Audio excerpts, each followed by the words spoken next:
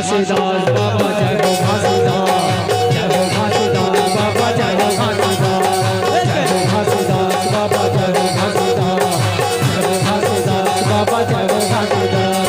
गुरु बाबा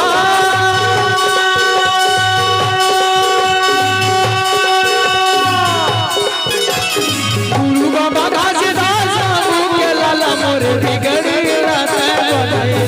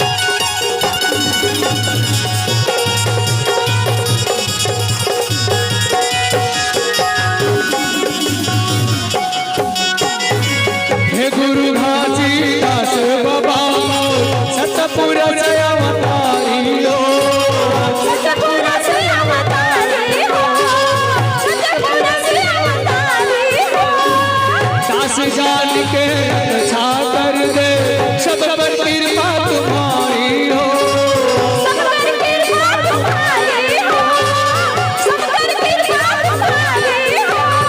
अमृत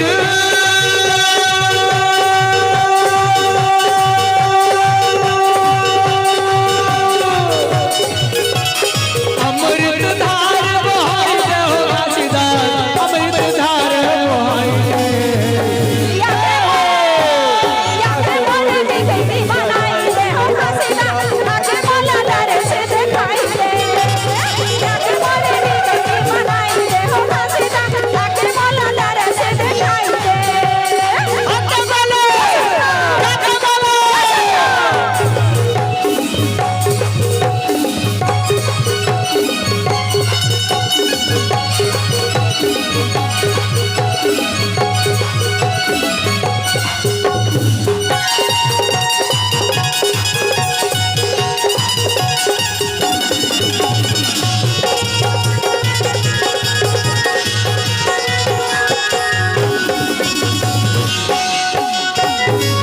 मन के बताए महामंत्र सतनाम बताए, महामंत्र सतनाम बताए, महामंत्र सतनाम बताए।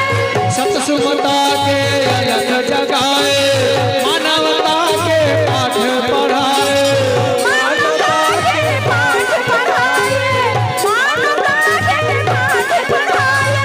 ज्ञान के